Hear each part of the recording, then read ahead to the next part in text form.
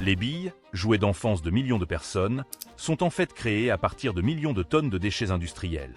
Au lieu d'être enterrés pour toujours, les fragments de verre tranchants et les bouteilles brisées sont collectés et reçoivent une nouvelle vie spectaculaire.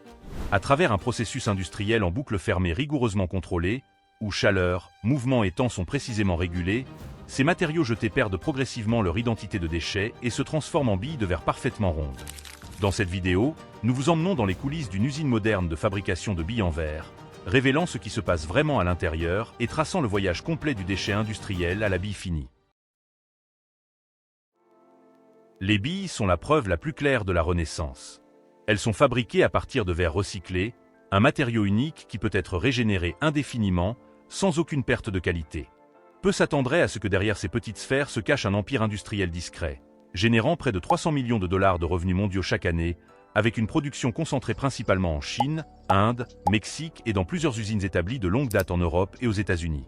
Pour soutenir ce flux, une grande usine doit fondre environ 4 tonnes de verre par jour.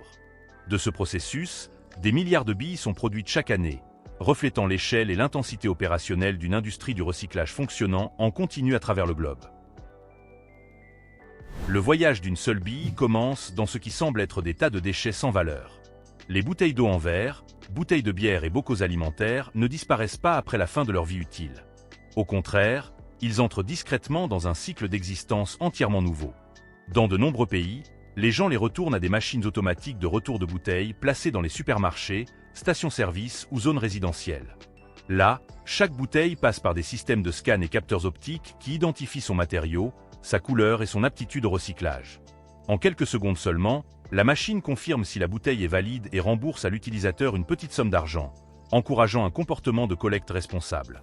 De ces points de collecte, des camions industriels fonctionnent en continu, transportant des milliers et parfois des dizaines de milliers de bouteilles par voyage vers les installations de recyclage. Ce qui ressemblait autrefois à des ordures ordinaires devient maintenant un flux de matières premières en mouvement, s'écoulant régulièrement vers une nouvelle vie industrielle. Dès que le verre arrive à l'usine, la ligne de nettoyage est activée immédiatement. Des convoyeurs vibrants industriels commencent à secouer vigoureusement, éliminant la terre, le sable et la poussière qui s'accrochent à la surface des bouteilles et bocaux. Ensuite, les travailleurs effectuent une inspection visuelle directe, retirant rapidement tout papier, étiquette ou plastique restant à la main. En même temps, des systèmes magnétiques haute puissance fonctionnent en continu, extrayant les capsules métalliques et même les plus petits fragments de métal encore mélangés au verre. Cette étape est absolument critique, car même une infime quantité de métal entrant dans le four peut causer de graves dommages au système de fusion. À ce stade, le verre doit atteindre un niveau de propreté presque parfait. Après avoir été soigneusement nettoyé, le verre est alimenté directement dans des broyeurs à marteaux industriels. Les bouteilles et bocaux autrefois intacts tombent dans la chambre de broyage, où ils entrent en collision à plusieurs reprises avec des marteaux en acier rotatif à grande vitesse. En quelques secondes seulement, ils sont complètement brisés, se transformant en millions de fragments tranchants et scintillants connus sous le nom de calcin. Le calcin est la forme idéale de verre pour les lignes de production de recyclage. Parce qu'il a déjà été fondu une fois auparavant, le calcin fond beaucoup plus rapidement que les matières premières et peut réduire la consommation d'énergie pendant le processus de fusion jusqu'à environ 40%. À ce stade, les déchets se sont officiellement transformés en matières premières industrielles, prêts à réintégrer le cycle de fabrication. Après le broyage, le calcin est envoyé dans un système de tri optique automatisé. Les fragments de verre tombent sur des tapis roulants à grande vitesse et passent à travers des rangées de capteurs laser et caméras industrielles. Le système scanne continuellement chaque pièce pour identifier sa couleur et détecter tout matériau inapproprié. Le verre brun, le verre vert et même les contaminants comme la céramique sont instantanément reconnus. Des jets d'air comprimés sont alors déclenchés, soufflant précisément chaque fragment dans une voie séparée. Ce processus fonctionne sans arrêt à des vitesses de dizaines de milliers de pièces par minute, garantissant que le calcin est trié par couleur avec une extrême précision. Après le tri, le calcin est transporté par des convoyeurs d'alimentation et déchargé dans le système de mélange industriel. Ici, le sable de silice, le carbonate de sodium et le calcaire sont pesés avec précision puis introduits dans de grands mélangeurs industriels. Les palettes de mélange tournent en continu, mélangeant les matériaux uniformément et garantissant que chaque morceau de calcin est uniformément enrobé des autres composants. Selon le type de bille que l'usine a l'intention de produire, transparente, colorée, solide ou légère, les proportions de chaque ingrédient sont soigneusement ajustées. Même un léger changement dans le mélange peut affecter la dureté, la clarté et le comportement de formage du verre. Après le mélange, le lot de verre est continuellement alimenté dans de grands fours industriels. Ces systèmes fonctionnent 24 heures sur 24, sans aucun arrêt. Chaque lot de verre pèse généralement environ 40 kg et il est chargé dans le four à intervalles réguliers, en moyenne une fois toutes les 20 minutes.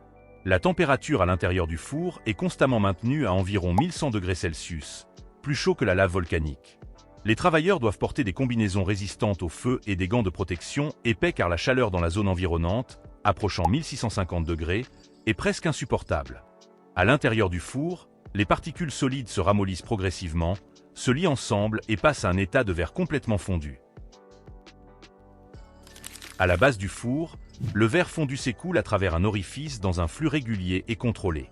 La gravité tire le liquide incandescent directement vers le bas vers le mécanisme de découpe, positionné directement en dessous. Ici, deux lames mécaniques se déplacent d'avant en arrière à vitesse extrêmement élevée, continuellement lubrifiées pour découper proprement le flux fondu en gouttelettes individuelles.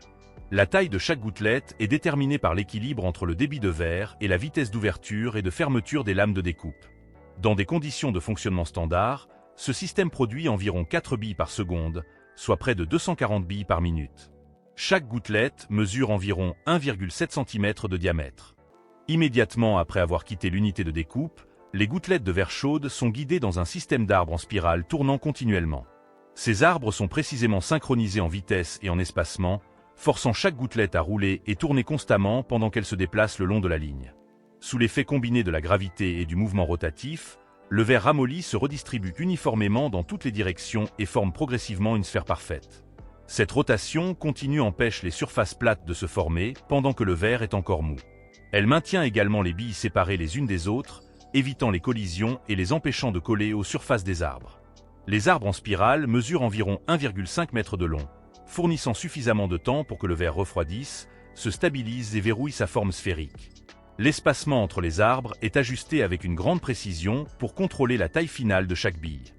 Grâce à cet équilibre mécanique exact, la ligne de production peut fonctionner sans arrêt, atteignant une production qui dépasse 1 million de billes par jour.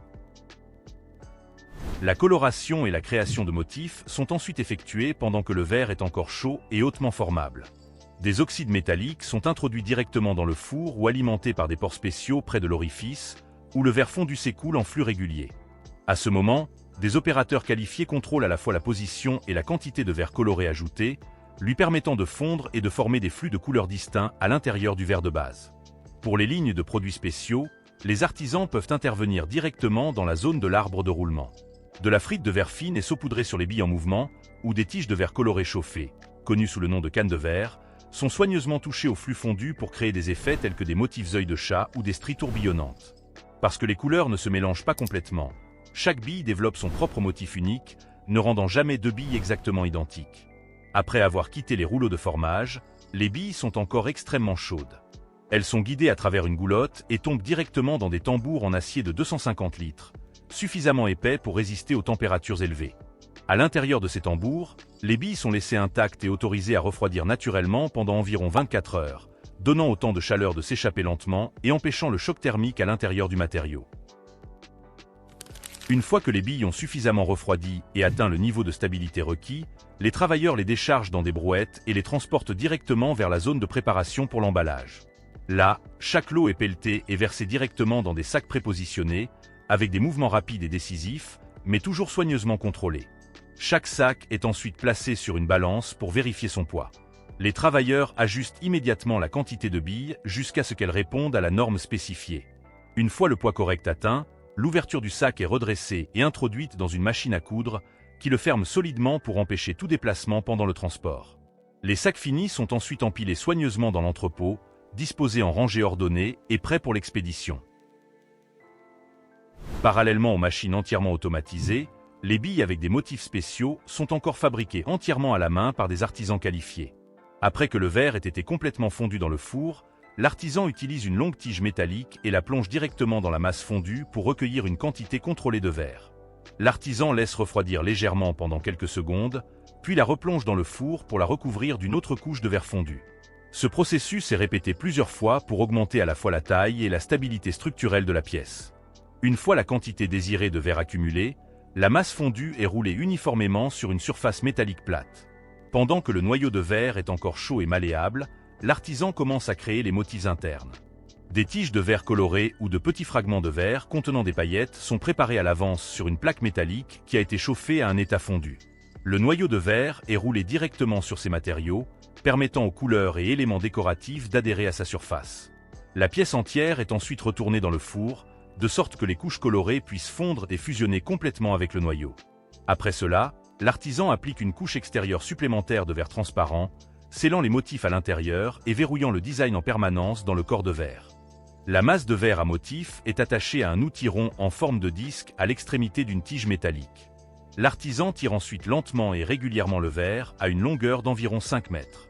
Pendant ce processus d'étirement, les motifs internes sont allongés le long de la longueur du verre, formant une tige de verre fine avec le design qui traverse continuellement son noyau. La tige de verre est placée sur une surface en bois, où la température chute rapidement et le matériau commence à durcir. Après quelques minutes, une fois qu'elle devient suffisamment rigide, l'artisan utilise des pinces pour la briser en segments courts.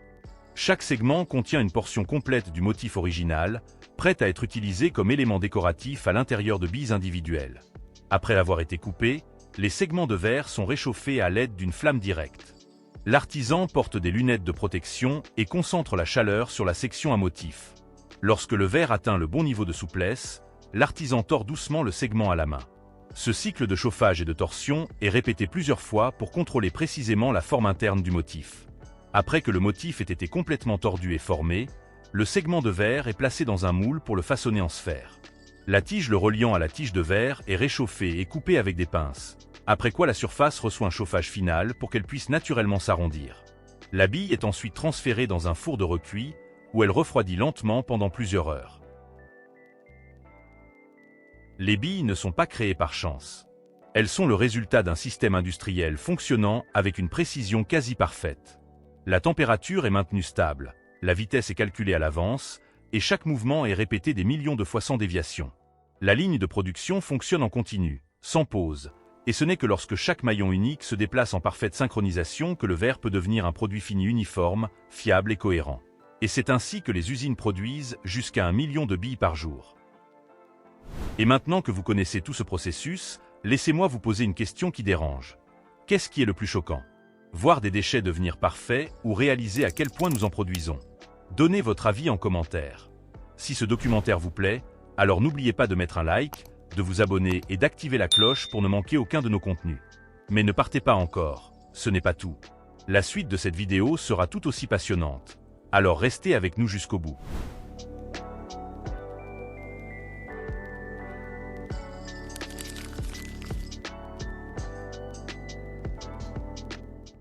Chaque jour, plus de 100 000 tonnes de verre sont produites dans le monde entier. Rien qu'en France, la production annuelle atteint plusieurs centaines de milliers de tonnes, et au Brésil, elle est estimée à environ 1,5 million de tonnes. Pour répondre à cette immense demande, il faut transformer quotidiennement des milliers de tonnes de sable. Cette ressource, apparemment banale, se révèle en réalité être la base d'un matériau indispensable à notre vie quotidienne. Mais vous êtes-vous déjà demandé comment cette fine poussière devient l'un des matériaux solides les plus utilisés au monde? Dans cette vidéo, nous allons voir en détail comment le verre est fabriqué à partir de la fusion du sable de silice. Restez avec moi jusqu'à la fin pour découvrir ce fascinant procédé, fruit de milliers d'années de savoir-faire et d'innovation. Le monde moderne ne pourrait tout simplement pas exister sans le verre.